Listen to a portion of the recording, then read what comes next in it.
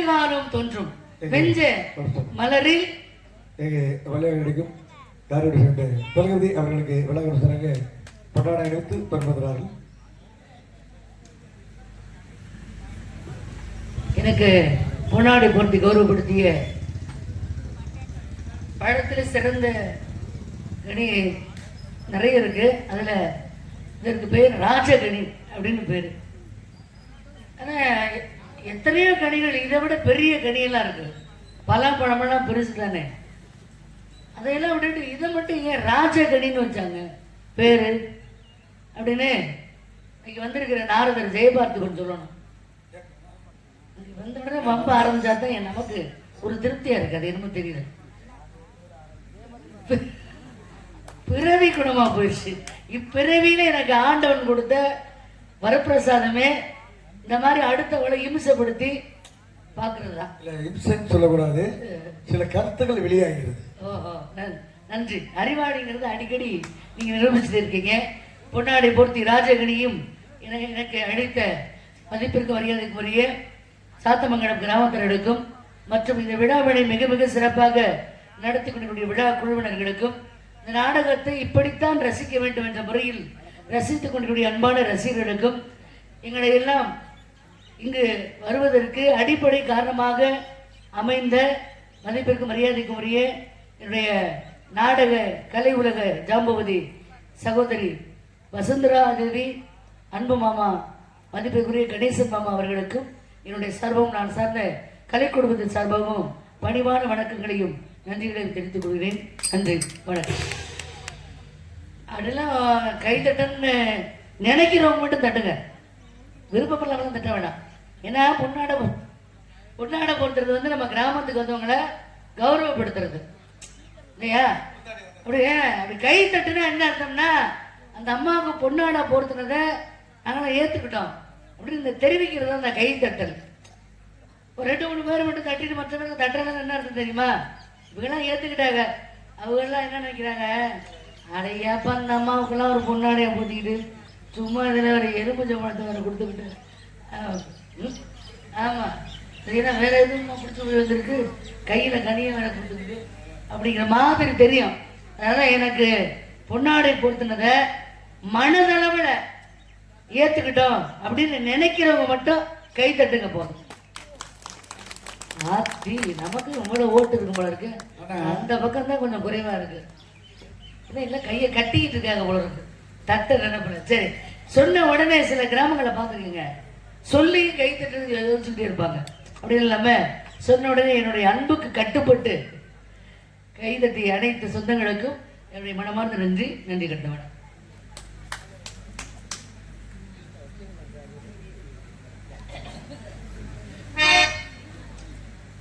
அன்றொரு முகம் தோன்றி ஆறு முகம் தோன்றும் நெஞ்சத்தில் ஒரு கால் நினைக்கி இருகாலும் தோன்றும் வெஞ்ச மலரில் அஞ்சேல் என வேல் தோன்றும் முருகா என்று பொதுவார் முன் முருகனே செந்தில் முதல்வனே மாயோன் மருகனே ஈசன் மகனே ஒரு கைமுகன் தம்பியே தன்னை கண்ணமையே எப்பொழுதும் கை தொழுவேன் நான் முருகா முத்துக்குமரா உன்னையே நம்பி இருக்கும் இந்த வள்ளிக்கும் என் நாட்டு மக்களுக்கும் நீதானே அருள் புரிய வேண்டும்.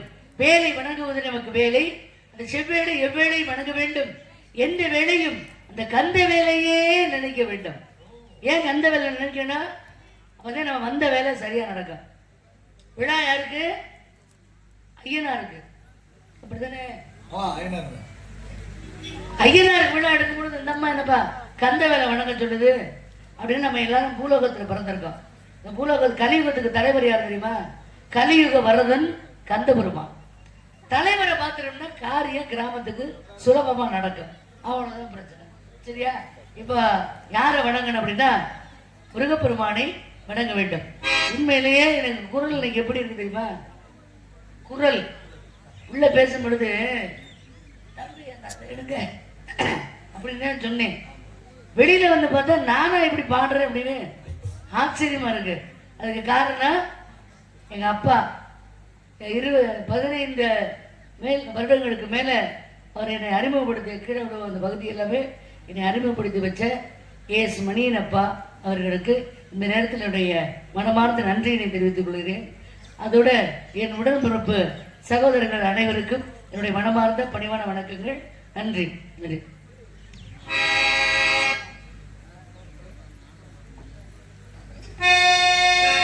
முத்தமிழில் பாட வந்தேன், முருகனையே வணங்கி நின்றேன், தித்திக்கும் குமரன் பெயரில் தெய்வீக அழகை கண்டேன். முத்தமிழில் பாட வந்தேன், முருகனையே வணங்கி நின்றேன், தித்திக்கும் குமரன் பெயரில் தெய்வீக அழகை கண்டேன். முத்தமிழில் பாட வந்தேன்.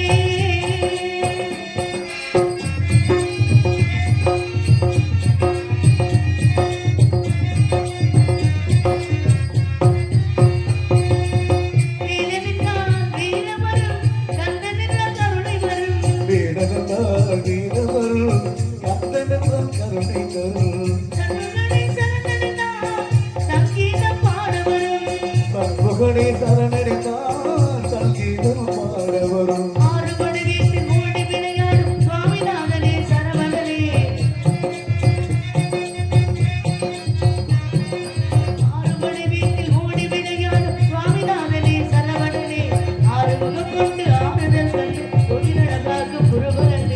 முத்தமிழில் பாட வந்தேன்,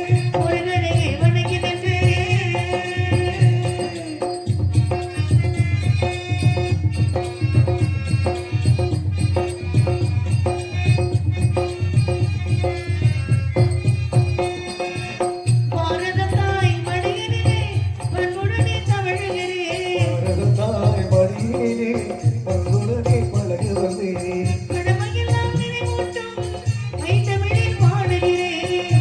எல்லாம் நினைவு பைதமிழில் பாட வந்தேன். வரலாறு பொட்டி புகழ்பாடு கவிதையாகவே உங்கள் மரணே. தமிழில் பாட வந்தேன், தெய்வீக அழகை கண்டேன். தமிழில் பாட வந்தேன், முருகனையே வணங்கி நின்றேன். நன்றி நன்றி. ஒரு ஐயா மட்டும் கை தட்டிக்கிட்டே இருக்காரு. அது நான் ஆண்டவன் கொடுத்தானுங்க வரப்பிரசாதம். எந்த ஊருக்கு போனாலும் சரி, யாராவது ஒருத்தர் எனக்காக வந்துடுறாரு. ஆண்டவன் அனுப்பிச்சு வச்சிரு ஆட்கள் எல்லாம். கடவுள் வந்து ஒவ்வொருத்தருக்கும் ஒரு ஆளை அனுப்பிச்சிருப்பாரு. அதை நம்ம நகைச்சுவையா சில நேரங்களில் எடுத்துக்கிடுவோம், சில நேரங்கள் வருத்தமா எடுத்துக்குவோம். நான்லாம் எப்படின்னா, எங்க அண்ணன் சண்முகராஜா சொன்ன மாதிரி இடுக்கன் வருங்கால் நகுக, துன்பம் வர்ற வேலையில எங்க சிரிப்பு வருமா? அப்படி சிரிச்சிட்டோம்னா அதுதான் ஞானி, அறிவாளின்னு அர்த்தம். ஏன் சிரிச்சுன்னு சொல்றாங்க தெரியுமா? துன்பம் வர்ற நேரத்துல. அப்ப சிரிக்கலைனால கொஞ்ச நாள் கழிச்சு நீங்க சிரிக்க தான் போறீங்க. இப்ப ஒரு விஷயத்தை நினைச்சு இப்ப சே ரொம்ப மனசு கஷ்டமா இருக்கேன் அப்படின்னு ஒரு விஷயத்துக்காக நீங்க மனசு வேதனைப்பட்டீங்கன்னு வச்சுங்களேன், சில நாட்கள் கழித்து யோசிச்சு பார்ப்பீங்க, சே இதுக்கா போய் நமக்கு இவ்வளவு மனசு வேதனை அடைஞ்சா. பின்னாடி சில நாட்கள் எடுத்து அந்த சிந்தனை வர கடந்த காலம் அதே அது மாதிரி நீங்க மகிழ்ச்சியா இருந்தீங்கன்னு வச்சுக்கோங்களேன், ரொம்ப மகிழ்ச்சியா இருக்கலாம். சரி இப்போ நல்லா மகிழ்ச்சியா இருக்குமே அப்படின்னு நினைக்கிறோம், அப்படின்னு நினைச்சிட்டு இருக்கோம். அது கொஞ்ச நாள் கழிச்சு அந்த மகிழ்ச்சி, சே இவ்வளவு தூரம் மகிழ்ச்சியா இருந்தமே, ஏன் ஆண்டவன் இவ்வளவு மகிழ்ச்சியை கொடுத்தான்னு இப்பதான் தெரியுது. மறக்க முடியாம தவிக்க வைக்கிறான் அப்படின்னு துன்பத்தை கொடுப்பான். இந்த உலகத்துல எந்த அளவுக்கு இன்பத்தை அனுபவிக்கிறோமோ அந்த அளவுக்கு பின்னால நமக்கு துன்பம் காத்திருக்கு. துன்பம் எவ்வளவு அனுபவிக்கிறோமோ அந்த அளவுக்கு நமக்கு இன்பம் வாழ்க்கையில காத்திருக்கிறது. இவ்வளவுதான் வாழ்க்கை. சில பேர் வாழ்க்கையே துன்பமா போகுது. எப்படிங்க? சில பேர் வாழ்க்கையே துன்பமா போயிட்டு அந்த துன்பமா நம்ம எடுத்துக்கிறதுல இருக்கு. இப்படி கேட்கணும் கேள்வி. துன்பமாக நம்ம அதை எடுத்துக்கொள்வதில் தான் இருக்கிறது. நகைச்சுவை நடிகர் நாகேஷ் ஐயா எல்லாருக்குமே தெரியும். அவர் நகைச்சுவையாளர் அப்படிங்கிறது மட்டும்தான் அதிக பேருக்கு தெரியும். ஆனா அவர் மிகப்பெரிய சிந்தனையாளர் அப்படிங்கிறது அதிக பேருக்கு தெரியாது. அத சொல்லுவாரு நாகேஷ் ஐயா, துன்பம்ங்கிறது எது மாதிரி தெரியுமா? ஒரு சிறிய கல் இருக்குல்ல, அது மாதிரி தான் துன்பம்ங்கிறது. அந்த கல்லை நீங்க இப்படி எட்டி வச்சு பாத்தீங்கன்னா என்னன்னு தெரியும்? ச்சே, சும்மா சின்ன கல்லு அப்படிதான் தெரியும். கொஞ்சம் கிட்ட வச்சு பாத்தீங்கன்னா ஆத்தாடி இவ்வளவு பெருசா இருக்க. அங்க இருக்க சின்னதா தெரியும். இங்க பக்கத்துல வச்சு பார்க்கும் பொழுது இன்னும் பக்கத்துல வச்சு பாத்தீங்கன்னா ரொம்ப பெருசா தெரியும். அதே கீழே போட்டுட்டு நீங்க ஆட்டில் நடந்து போனீங்கன்னா அது மேல ஏறி அது அவ்வளவுதான், முடிஞ்சு போச்சு. அவ துன்பம்ங்கிறது நீங்க இப்படி எட்டி வச்சு பாத்தீங்கன்னா பெருசு பெரிய விஷயமா தெரியும். ஆனா கிட்ட வச்சு பாத்தீங்கன்னா சும்மா இதெல்லாம் சாதாரண கல்லு அப்படின்னு தெரியும். அதையவே நீங்க காலில் போட்டு மிதிச்சுட்டு போயிட்டீங்கன்னா அதுல ஒண்ணுமே இல்லைங்கிறத அப்புறம் நீங்க புரிஞ்சுக்கிறீங்க. அப்ப துன்பம் என்பது நாம் அதை பார்க்கும் தான் இருக்கிறது. துன்பத்தை எதிர்கொண்டு போறவன் தான் மனிதன். துன்பத்தை நாம் எப்படி பார்க்கிறோமோ அதை கொண்டு உள்ளதுன்னு. சரி, நன்றி. சரியா, போதுமா? அதான உண்மை. சரி, இருக்கட்டும். இப்ப குறிஞ்சி, முல்லை, மருதம், நெய்தல், பாலை என்ற 5 வகையான நிலங்களிலே நான் இருப்பது குறிஞ்சி நிலம். இந்த நாடு துணைநாடு என்று சொல்லக்கூடிய மலை நாடு. இச்சிற்றுடைய ஆண்டு வருகின்ற வேட்டுவர் குல தலைவனான நம்பிராஜனின் மகள் நான். எங்கள நாட்டுக்குள்ள வழக்கப்படி ஆண்கள் உழுது பயிரிடுவதும் பொறுப்படுது, பெண்கள் திணைக்காவல் செல்வதும் குல வழக்கம். ஆகவே காவலுக்கு போக செல்ல வேண்டும் என்ற விஷயத்தை என் தந்தை நம்பிராஜன் ஏனோ தெரியவில்லை, ரகசியமான முறையில் விஷயங்களை விவரித்து விட்டு சென்று விடுகிறார். இதை ஏன் இந்த விஷயத்தை சொல்றேனா, வாத்தியார் எழுதி கொடுத்திருக்காரு. நீ போன உடனே இந்த வசனம் தான் பேசணும் அப்படின்னு ஆசிரியர் கொடுத்த பாடம். அதற்காக ஒன்று. மற்றொன்று, என்னுடைய அனுபவபூர்வமாக ஒரு விஷயத்தை நான் தெரிஞ்சுக்கிட்டேன். ஒரு மிக பெயர் சொல்ல நான் விரும்பல, அவங்க மிகப்பெரிய ராஜ நடிகை, எனக்கு ரொம்ப பிடித்தமானவங்க. அவங்கள சகோதரின்னு தான் கூப்பிடுவேன். ஆனா அவங்க அவங்களுடைய நாடகத்தை பார்க்கணும்னு எனக்கு நாடகம் இல்லாத ஒரு நாள் அவங்க கூட போயிருக்கேன். போகும்பொழுது பாடல், அந்த சுசீலாமா பாடல்கள் எல்லாமே அவ்வளோ அழகழகா பாடினாங்க. பாடி முடிச்சுட்டு அது அந்த பகுதி வந்து கப்பல் ஊர், அந்த பகுதி அந்த பக்கம் போயிருந்த நம்ம கிராமம் மாதிரியே தான் கௌரவமா வரவேற்கிறது, இந்த மாதிரி கௌரவம் உட்காந்து நாடகம் பார்க்கறது, இந்த மாதிரியான பகுதி தான் அந்த பக்கம். அந்த பகுதியில் பாட்டு பாடி முடிச்சுட்டு எல்லாமே கைத்தட்டெல்லாம் வாங்கிட்டு அவங்களுடைய வேலை முடிச்சுட்டு உள்ள போயிட்டாங்க. போன பிறகு வெளியில அடுத்து வரும் பொழுது உள்ள வந்து ஐயா சொன்னாரு, இங்க கொஞ்சம் வாங்க அப்படின்னு கூப்பிடாரு. நான் பக்கத்துல தான் உட்காந்துருக்கேன். நீங்க யாருமா அப்படின்னா, நான் வந்து அவங்களுடைய பேரை சொல்றாங்க. இவ்வளவு நேரம் பார்த்தீங்க என் பேர் தெரியலையா? சரி, இல்ல இப்ப கேட்கல, வெளியில வந்து பேசுனீங்களே அது நீங்க யாரு? நான் தான் வள்ளி அப்படின்னு சொன்னாங்க. நீங்க வள்ளின்னு, நீங்க என்ன வள்ளி அப்படின்னு சொல்லவே இல்லை. வந்தீங்க 15 பாட்டு பாடினீங்க, நீங்க யாருன்னு உங்களை அறிமுகப்படுத்திக்கவே இல்லையே. அப்ப நாடகம் பார்க்குறவங்க நாங்க யாரு எப்படி தெரிஞ்சுக்கிறது? முதல்ல அறிமுகம் என்னன்னா, கதை என்ன, நான் யாரு, எதற்காக இங்க வந்திருக்கிறேன். நான் 1000 பாட்டு கூட பாடலாம், ஆனா கதையினுடைய கரு என்ன என்பதை அன்று நான் என்னுடைய மூத்த சகோதரி மூலமாக, எனக்கு முன்னால் உள்ள சகோதரி மூலமாக நான் அதை தெரிந்து கொண்ட பிறகு இந்த வசனத்தை எந்த மேடையிலும் விடுறதில்லை. நம்பிராஜுடைய வளர்ப்பு மகள் காவலுக்கு செல்ல வேண்டும், இதுதான் ரொம்ப முக்கியமான கரு. இப்ப நம்பிராஜனே வர்றதில்லை. அவர் வந்தாவது அதை சொல்லி போயிடுவாரு. அவர் வராம நானும் சொல்லலைன்னா புதுசா யாராவது வெளிநாட்டுல இருந்து நாடகம் பார்க்க வந்திருக்காரு வச்சுங்க, அவர் என்ன நினைப்பாரு, இந்த அம்மா யாருன்னு தெரியல, அது வாட்டில் வந்துச்சு, அது வாட்டில் பாடுச்சு, அது வாட்டில் போகுது, யார் இது அப்படின்னு கேள்வி எழுமில்ல. அதில் முறையாக கதையை கொண்டு செலுத்த வேண்டும் என்பது என்னுடைய குறிக்கோள். அதுவும் இன்னைக்கு வந்திருக்கிறது நாடக பாரம்பரியம், அந்த வகையில் நம்மளும் வந்திருக்கோம் அப்படின்னா அதுக்கு தகுந்த மாதிரி. சரி, அடுத்து யாரை வணங்கணும் அப்படின்னு தாய் தந்தையரை முதல்ல வணங்கணும். தாய் தந்தையரை வணங்கணும்னா எப்படி? காலையில் எழுந்துருச்சோன்னே அம்மா காலில் விழுந்துட்டு அப்பா காலில் விழுந்து எழுந்திரிச்சிட்டு அப்பா வணக்கம், அம்மா வணக்கம் அப்படின்னு சொல்லிட்டு நம்ம வீட்டில் நம்ம வேலையை பார்க்கறது இல்லை. அவங்கள யாரை நினைக்கணும்னா தாயை கோவிலா நினைக்கணும். ஏன் கோவில் நினைக்கணும்? கோவிலுக்குள்ள மட்டும்தான் கருவறை இருக்கு அப்படின்னு நினைக்க கூடாது. தாய்க்குள்ளும் கருவறை உண்டு, அதனால தாய்க்குள்ள மட்டும்தான் கருவறை இருக்கு, வேற எதுலையும் கருவறை இல்லை. நீங்க எல்லாம் ஆராய்ச்சி பண்ணாலும். அப்ப தாய்ங்கிற கோவில், தந்தை சொல் வந்து மந்திரம். அது மந்திரம் எப்போ தெரியும் தெரியுமா? சின்ன பிள்ளையா இருக்கும் பொழுது அப்பா எது சொன்னாலும் கோபம் வரும், எரிச்சல் வரும், எல்லாமே வரும். ஆனா எப்ப அவர் சொல் மந்திரமாக தெரியும்னா அவர் அப்பா ஆயிடுவார்ல, அப்பதான் தெரியும் நம்ம அப்பா சொன்னது மந்திரமாக.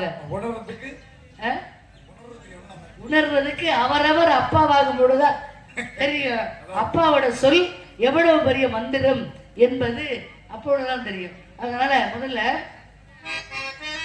தாயிரு சிறந்த கோவிலும் இல்லை, தந்தை சொல்மிக்க மந்திரம் இல்லை, ஆயிரம் உரிமை பெருமைகள் இல்லை, ஆயிரம் உரிமை பெருமைகள் இல்லை, அன்னை தந்தையே அன்பில் இல்லை.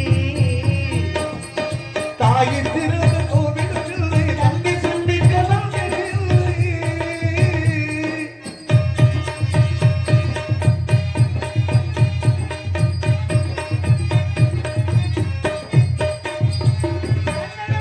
தாயின் நெஞ்சம் தாழ்மை நிறைந்தது, கடவுளின் நெஞ்சம்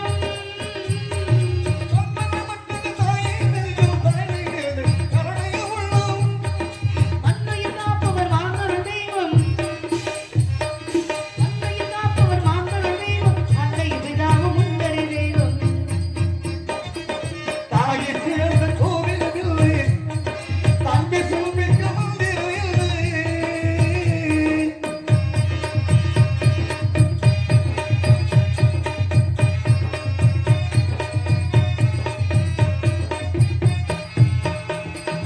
ஒருமை சிறந்த பூமியும் உண்டு, பூமியும் எங்கும் தாய் மனம் உண்டு. உரிமை சிறந்தது பூமியோடு, பூமி சிறந்தது தாய்மனமோடு. கோவிலில் ஒன்று குடும்பத்தில் ஒன்று, கோவிலில் ஒன்று குடும்பத்தில் ஒன்று, கருணையின் தாயும் கடவுளும் ஒன்று. தாயின் சிறந்த கோவிலும் இல்லை, தந்தை சொல்மிக்க மந்திரமில்லை, ஆயிரம் உலகில் பெருமைகள் இல்லை. அன்னை தந்தையே அன்பில் இல்லை.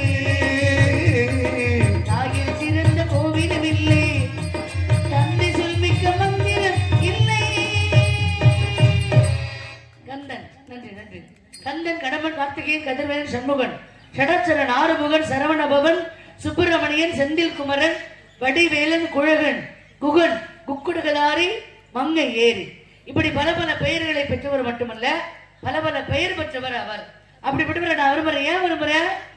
பெயர் பெற்றவர்னால பல பேர் விரும்பதாங்க செய்வாங்க. என்ன இப்ப சொல்றீங்க? உண்மையதான் சொல்றேன். தமிழகத்திலே தமிழ் கடவுள் அப்படின்னா முருகன் வந்து அழகு இல்லையா? ஆமா, நீங்க விரும்பிதான் அழகு எப்ப எது வரைக்கும்? இளமையா இருக்க வரைக்கும் அழகு. அதுக்கப்புறம் நீங்க அப்படி 20 வயசுல இருந்த அழகு 40 வயசுல இருக்குமா? முருகனுக்கு அந்த இதே கிடையாது. உண்மையான அழகு எது தெரியுமா? புற அழகு அழகல்ல, அக அழகு அழகு. அப்படின்னா என்ன அர்த்தம்? வெளியில முகம், வெளியில உடம்பெல்லாம் இதெல்லாம் அழகா இருக்கிறது அழகு இல்ல, உள்ளம் அழகா இருக்கணும். முதல்ல முருகனுக்கு உருவம் மட்டுமல்ல, அவர் உள்ளமும் அழகுதான். அவர் இருக்கிற அந்த சுத்திலுமே எல்லாமே அழகுதான். வேல் அழகு, எல்லாமே மயில் அழகு, ஆ? சேவல் அழகு, ஆ. எல்லாம் அழகுதான். எல்லாமே அழகா ஏன் இருக்கு? ஒருத்தர் நல்லவராக இருந்தார்னா அவரை சுற்றி உள்ளவர்கள் கெட்டவர்களாக இருந்தாலும் அவரை பார்த்து நல்லவர்களாக மாறி விடுவார்கள். அதனாலதான் அழகா சொன்னாங்க, நல்லாரை காண்பதும் நன்றே, நலமிக்க நல்லார் சொல் கேட்பதும் நன்றே, நல்லார் குணங்கள் உரைப்பதும் நன்றே, அவரோடு இணங்கி இருப்பதும் நன்றே. நமக்கே தெரியும் நம்ம பண்றது தவறு அப்படின்னு தெரியும். அதை மாற்றிக்கொள்ள என்னையா பண்றது அப்படின்னு யோசிச்சுட்டு இருந்தீங்கன்னா, ஒரு நல்ல பழக்கமுடையவரோட நீங்க பழக்கம் வச்சுக்கிட்டீங்கன்னா கண்டிப்பா உங்ககிட்ட உள்ள தீய பழக்கம் உங்களை விட்டு தன்னால விலகும்.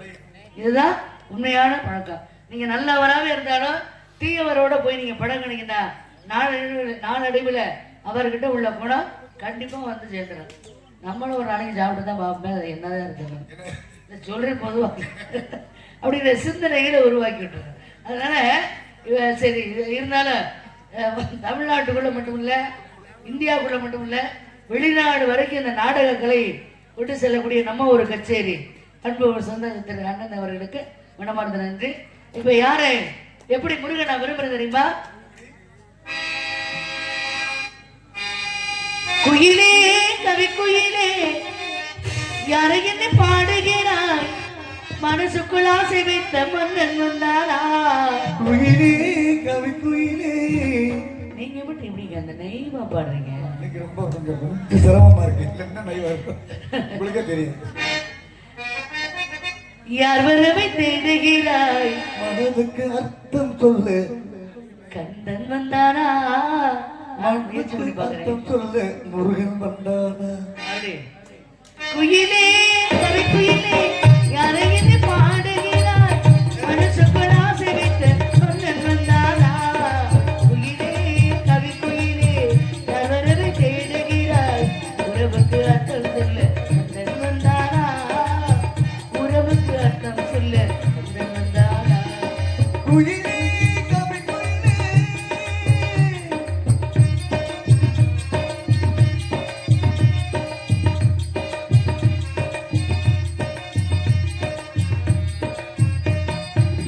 இளமை சதிராடும் தோட்டம் காயம் கனியானதே இளமை சுகப்பாடும் உள்ளம் தனிமை உறவாடுதே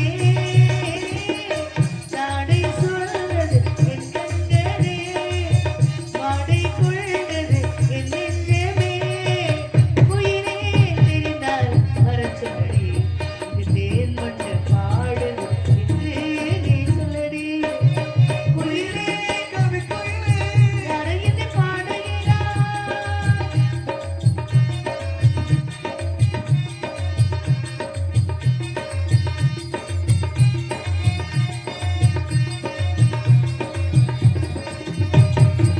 பருவ சிரிப்பினிலே பனையில் நனைந்த மலர் சிரிக்கும் சிரிப்பெல்லவோ சிரிப்பில் சிரிப்பெல்லவோ.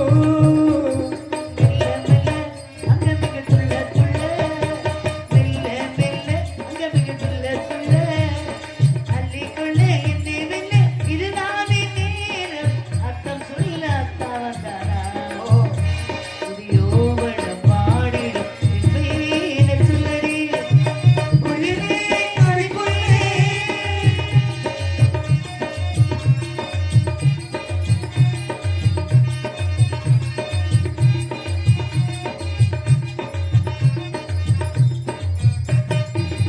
என்னை ஆட்கொண்ட ராகம் என்றும் ஒரு ராகமே இன்று நான் கொண்ட மோகமும் என்றும் உனக்காகவே வாழ்வில் மின்னல் போல் வந்ததே யாரோ எவரோ நான் கண்டதே குயிலே அவரை வரச் சொல்லடி இது ஏன் வந்து பாடு என்று நீ சொல்லடி குயிலே கவி குயிலே.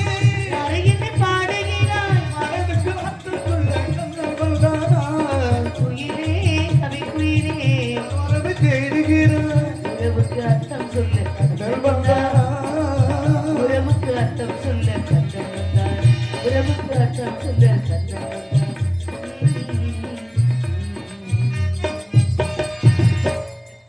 நன்றி நன்றி நன்றி இதனால கூட மேலும் அந்த முருகப்பெருமானை நான் விரும்புறேன். நான் விரும்புறதுக்கு முக்கியமான காரணம் என்ன தெரியுமா?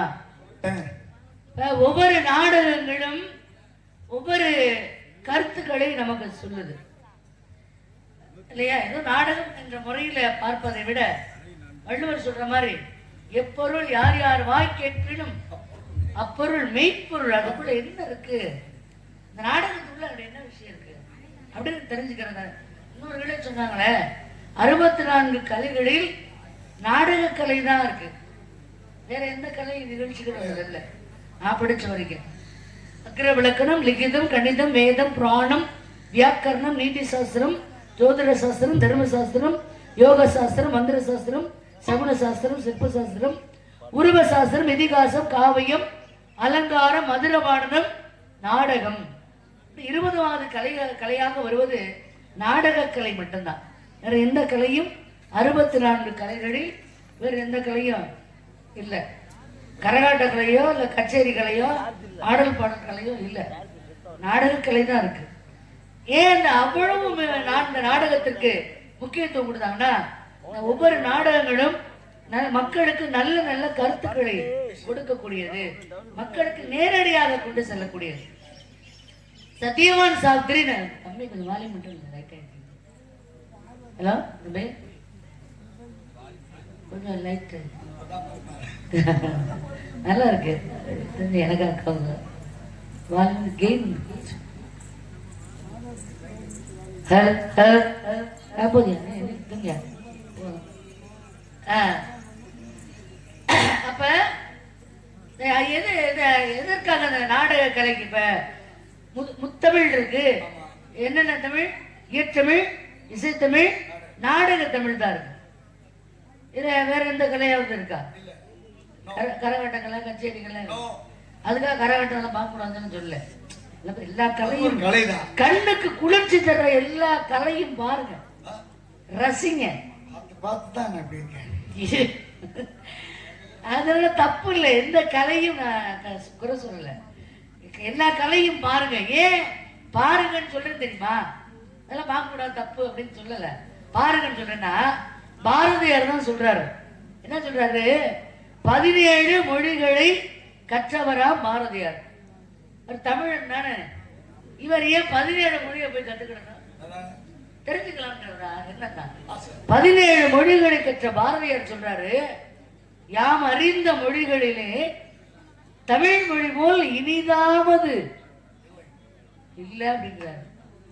அப்ப எல்லா மொழியும் கத்துக்கிறங்க, கத்துக்கிட்டதுல இதுதான் இனிதா இருக்கா, இனிமையா இருக்கா தமிழ் மொழி தான். தமிழ் பேச தெரிஞ்சது பேசினா கூட இனிமையா இருக்கும். கவனிச்சு பார்த்துருக்கீங்களா? அதனால எல்லா மொழியும் நீங்க கத்துக்குங்க, ஆனா நம்முடைய தாய்மொழியான தமிழ் மொழியை மறந்துடாதீங்க, அவ்வளவுதான்.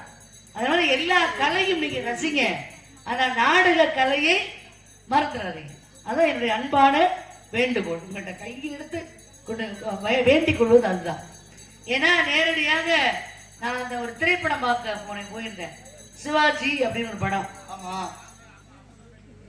அன்னைக்கு கலை அந்த அந்த தியேட்டருக்கு போறதே நான் மறந்துட்டேன். அந்த படத்தோட போய் படம் பார்க்கலான்னு பணத்தை கொடுத்து உள்ள உட்காந்துருக்கு. இந்த 2 பக்கமும் பசங்க விசில் அடிச்சு கை தட்டி ஊன்னு கத்தி காதுக்கு வலி வந்துருச்சு எனக்கு. நான் ஏற்கனவே ஆர்வ கோளாறுல நாடகம் முடிச்சு போய் படம் பார்க்க போயிருக்கேன். ஏற்கனவே தூக்கம் வேற போட்டு வந்து அமைக்கிட்டு இருக்கு. ஆனா அதோட சேர்ந்து இந்த சத்தம் வேற. இந்த சத்தத்துல அவங்க என்ன பேசுறாங்க அப்படின்னு ஒன்னும் தெரியல, கேட்கல. நான் கேட்கிறேன், நீங்க எவ்வளவுதே கை தட்டினாலும் விசில் அடிச்சாலும் திரை அரங்குகளில் அந்த ரசிகருக்கு கேட்க போகுதா? அந்த நடிகருக்கு கேட்க போகுதா? தெரிய போகுதா? இல்ல இல்ல. நீங்க எங்க கிட்ட மட்டும் கை தட்டுனா மட்டும்தான் எங்களுக்கு மட்டும் தெரியும். இல்ல அவங்க உங்கள்கிட்ட வந்து நேரடியான விஷயங்களை பேச முடியுமா? நாடக நடிகர்களால் மட்டும்தான் மக்களிடம் நல்ல கருத்துக்களை நேரடியாக கொண்டு செலுத்தக்கூடிய திறன் யாருக்கிட்ட இருக்குன்னா நாடக நடிகர்கள்ட்ட மட்டும்தான் இருக்கு. நாடக கலை மூலமாக மட்டும்தான் இதை சொல்ல முடியும். நன்றி, மகிழ்ச்சி. சரிங்களா? இப்ப இந்த சத்யவான் சாவித்திரி நாடகம் அது என்ன சொல்லுது, என்ன கருத்தை சொல்லுது நமக்கு அப்படின்னா, ஒரு பெண்ணு கற்புக்கரசியா இருந்தா யமனையே எதிர்க்கலாமா? யமனை எதிர்க்க முடியுமா? யார வேணாலும் எதிர்த்தரலாம். நீங்க யமனை மட்டும் எதிர்த்தர முடியுமா? கூப்பிட்டா போயிட்டே அவன கையை கட்டி வாய வேற வழி இல்லை. ஆனால் யமனையே எதிர்க்கக்கூடிய சக்தி இந்த கற்புக்கு இருக்கா? சாவித்திரிக்கு மட்டும் இல்ல, எல்லா பெண்களுக்கு உண்டு. கற்பத்தன்மையோட இருந்தா அப்படின்றதுதான் எடுத்துக்காட்டு. ஹரிச்சந்திர ராமாயண கண்டம்னு ஒரு நாடகம் இருக்குல்ல, அந்த நாடகம் என்ன சொல்லுது அப்படின்னா, அரசனாக இருக்கிறவன் ஆண்டியாக நிலைமையெல்லாம் வரலாம், வர வாய்ப்பு உண்டு. அப்படி வந்தாலும் பொய் சொல்லி மட்டும் பிழைப்பு நடத்தாத அப்படின்ற விஷயத்த அது சொல்லுது. இந்த நாடக கலை இருக்க, இந்த நாடகம் இந்த வள்ளி வந்து நடிக்கக்கூடிய நாடகம், இது என்ன விஷயத்த உங்களுக்கு கொடுக்குது? யாருக்கும் அது ஏதாவது தெரிஞ்சுக்கிட்டீங்களா? இத்தனை ஆண்டுகள்ல நான் ஒரு விஷயத்தை தெரிஞ்சுக்கிட்டேன், இந்த நாடக கலை என்ன விஷயத்தை கொடுக்குது அப்படின்னு சொல்லி. ஒரு சின்ன குட்டி கதை சொல்லலாமா? சொல்லுங்க. சொல்லலாம்னா வேணா இல்லை 2 பாட்டு பாடிட்டு போயிருக்கலாம், ஒன்றும் பிரச்சனை இல்லை. இல்ல நேர் விருப்பம் தான். சொல்லவா வேண்டாம்? சொல்லவா? சரி, நன்றி. சொல்லவான்னு சொல்லிட்டு தூங்குறியானே. நம்ம எல்லாம் இந்துக்கள் இல்லையா? இந்த இந்துக்களுடைய ஆலயத்துல புறாக்கள் இருக்குல்ல, புறா, அந்த புறாக்கள் நிறைய வாழ்ந்துகிட்டு இருந்திருக்கு ஒரு நம்ம இந்துக்களுடைய ஆலயத்துல, இந்து மதத்தினுடைய ஆலயத்துல. இந்த புறாக்கள் நிறைய இருக்கும் பொழுது நம்ம தான் தை மாசம், தை பிறந்தா தான் வழி பிறந்துருமே, ஆமா, விழாக்கள்லாம் கொண்டாடணும் தெய்வங்களுக்கு. அப்ப தை மாதம் பிறந்த உடனே இந்த விழாக்கள் எல்லாம் கொண்டாட ஆரம்பிக்கிறதுக்காக ஆலயத்தை சுத்தப்படுத்துவோம் அப்படின்னு சொல்லி வர்றாங்க அந்த கிராமத்து மக்கள். வரும் பொழுது புறாக்கள்லாம் பார்த்துச்சு, அத்தாடி மனுஷங்க வராங்க, இனிமே நம்ம இங்க இருக்கு மரியாதை இல்லை அப்படின்னு. அவ்வளவு மோசமா? அப்படி இல்ல, இல்லைங்க, சுத்தப்படுத்த வர்றாங்க. அந்த இடத்துல அவங்க நம்ம இடையூறா இருக்க வேண்டாம், வேற இடத்துக்கு போயிடலாம் அப்படின்னு சொல்லி இந்த புறாக்களை என்ன பண்ணுச்சா, ஒரு தேவாலயத்துக்கு போச்சான். தேவாலயம்னா என்ன? கிறிஸ்தவர்கள் வணங்கக்கூடிய ஆலயத்துக்கு பேர் தான் தேவாலயம் இல்லையா? நிறைய பேர் படிச்சவங்களா இருக்கீங்க. இது நம்ம தெரியாம கூட சொல்லலாம், ஒரு ஞாபகம் வரதுல அவசரம் தெரியாம சொல்ல சொல்லுவீங்க. சரி, அப்ப தேவாலயத்துக்கு போகுதுங்க, போய் அங்கே தங்கி இருக்கு. இந்த தேவாலயம் அப்படின்னா சித்திரை வைகாசி மாதம், இந்த மாதத்துல பாத்தீங்கன்னா அவங்களுக்கு விழா கொண்டாடக்கூடிய நாள் வந்துடும் இல்லையா? அப்ப அங்க உள்ளவங்க என்ன பண்றாங்க, அந்த ஆலயத்தை சுத்தப்படுத்த வர்றாங்க. இந்த புறாக்கள்லாம் முடிவு பண்ணுச்சு, சரி இங்கேயும் வந்துட்டாங்க ஆளுகள் சுத்தப்படுத்துறதுக்கு, நம்ம இந்த விட்டு வேற பக்கம் கிளம்புவோம் அப்படின்னு சொல்லி அப்படியே அங்க எங்க போகுதுன்னா நேரா ஒரு மசூதிக்கு போகுது. மசூதினா யாரு வணங்கக்கூடியது? இஸ்லாமியர்கள் வணங்கக்கூடியது.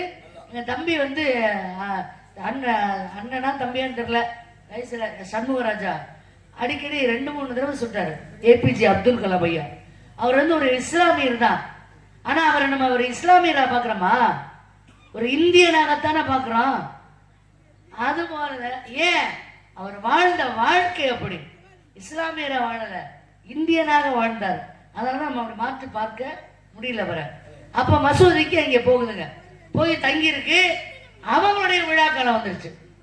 அப்பதான் இந்த புறாக்கள்லாம் சேர்ந்து ஒரு முடிவுக்கு வருது, சரி ஆரம்பத்தில் தங்கியிருந்த ஒரு இந்து மத கோயில், அங்கே நேரம் வேலை முடிஞ்சிருக்குல்ல, அங்கே போய் நம்ம தங்கிக்கிடுவோம் அப்படின்னு சொல்லி இந்த புறாக்கள்லாம் சேர்ந்து அந்த இந்து மதத்தினுடைய ஆலயத்துக்கு, நம்ம கோயிலுக்கு, ஐயனார் கோயிலுக்கு வந்துகிட்டு இருக்கு. அப்படி வந்துட்டு இருக்கும் பொழுது, வானி பறந்து வந்துட்டு இருக்கும் பொழுது ஒரு தாய் புறா முன்னாடி போயிட்டு இருக்கு, அதனுடைய குட்டி புறா, குஞ்சு புறா பின்னால போகுது. பின்னால போயிட்டு இருக்கும் பொழுது, மேல பறந்து போயிட்டு இருக்கும் பொழுது கீழே சத்தம், சல சல சல சலன்னு சத்தம். என்ன சத்தம்? அப்படியே சத்தம் அங்கே கேட்குது. மேல பறந்து போயிட்டு இருக்கு பறவை. அந்த குட்டி புறா தாய் புறாவை பார்த்து கேட்டுச்சான், மா என்னம்மா கீழே சலசலன்னு சத்தமா இருக்கே, என்ன அப்படின்னு கேட்டிருக்கு. ஒண்ணு இல்லம்மா, இந்த மனிதர்கள் இருக்காங்களே, அவங்க எல்லாம், நாங்கெல்லாம் அந்த மதம், நாங்கெல்லாம் இந்த மதம், நாங்கெல்லாம் அந்த ஜாதி, நாங்கெல்லாம் இந்த ஜாதி அப்படின்னு சொல்லி இந்த ஜாதி சண்டை, மத சண்டை, இப்படி மன ஒற்றுமைகள் இல்லாம அவங்களுக்குள்ள மன உளைச்சல்ல வெறுப்பாக பேசிக்கிறது, வரேன் இப்படி எல்லாம் வந்து அந்த மாதிரி எல்லாம் குணங்கள்லாம் மனிதர்கள்ட்ட இருக்கு. அதனாலதான் அந்த சலசலப்பு இருக்கு சத்தம் அப்படின்னு அந்த தாய் புறா சொல்லிச்சான். அப்பதான் அந்த குட்டி புறா கேட்டுச்சான், ஏமா எனக்கு ஒரு சந்தேகம் கேட்கவா அப்படின்றான். நம்மளும் இந்து மத கோயில்ல தங்கியிருந்தான், கிறிஸ்தவருடைய கோயிலையும் தங்கியிருந்தான், இஸ்லாமியர்கள் கோயிலையும் தங்கியிருந்தான். எந்த ஆலயத்துல நம்ம தங்கி இருந்தாலும் நமக்கெல்லாம் பேரு புறாக்கள் தானே. ஆனா அவங்க எந்த மனிதர்கள் எல்லாம் எந்த மதத்துல பிறந்திருந்தாலும், எந்த ஜாதியில பிறந்திருந்தாலும் அவர்கள் எல்லாம் மனிதர்கள் தானே. அதுல ஏமா ஜாதி மதம்ன்றாங்க, புரியல அப்படின்னு அந்த குட்டி புறா கேட்டுச்சான். அதுக்கு தான் தாய் புறா சொல்லிச்சா, அதெல்லாம் தெரிஞ்சதுனாலதான் நம்ம உயரத்துல இருக்கோம், மேல இருக்கோம். அதெல்லாம் தெரியாதனாலதான் இந்த ஆளு என்ன கீழே இருக்காங்க. புரியுதா அப்படின்னு சொல்லுச்சு. இதுல நம்ம என்ன தெரிஞ்சுக்கிறோம் அப்படின்னா, குண்டு போடணும்னு அடுத்த நாட்டுக்காரன் முடிவு பண்ணிட்டான்னா, எப்ப அந்த ஜாதிக்காரர்கள் அங்கிட்டு ஒதுக்கு, இந்த மதத்துக்காரர்கள் இங்கிட்டு ஒதுக்குன்னா ஒதுக்க மாட்டேன். அணுகுண்டு போடணும் தாக்கணும் நினைச்சா போடுற இந்தியாவில தான் போடுவேன். அதை முதல்ல மனதில் கொண்டு நம் நாடு மத சார்பற்ற நாடு. முருகப்பெருமான் எவ்வளவு பெரிய ஆளுங்க. தேவலோகத்துல ஈசன் தான் மும்மூர்த்திகளே முதல் மூர்த்தி. அவரோட புள்ள யார கல்யாணம் பண்றாரு? சாதாரண வேடூர் குலத்துல பிறந்த வளர்ந்த நம்பிராஜனுடைய மகளை கல்யாணம் பண்றாரு. இந்த நாடகம் எதை குறிக்குது? ஜாதிங்கிறது இருக்கக்கூடாது. இந்த ஜாதிங்கிறதுல எத்தனை ஜாதி இருக்கு? ரெண்டே ஜாதி தான். ஒன்று ஆண் ஜாதி, மற்றொன்று பெண் ஜாதி. இந்த ரெண்டு ஜாதி தான் என்பதை உணர்த்துவதுதான் இந்த வள்ளி திருமண நாடகம் என்பதை நான் நடித்ததன் மூலமாக, பார்த்ததன் மூலமாக, ரசித்ததன் மூலமாக தெரிந்து கொண்டு அதை உங்கள்கிட்ட பகிர்ந்துகிட்டேன். இந்த கதையை கேட்டதற்கு, அமைதியாக கேட்டதற்கு உங்களுக்கு மற்றற்ற மகிழ்ச்சியோடு நன்றி தெரிவித்துக் கொள்கிறேன். நன்றி. இப்ப முருகனை நான் எப்படி நாங்க ரெண்டு பேரும் இணைஞ்சிட்டோம் வச்சுக்கோங்க. அது வேற, உங்களுக்கு தெரியாது, நீங்க சின்ன பிள்ளை. 2.5 வயசுல ஒருவர் மீது ஒருவர் சாய்ந்து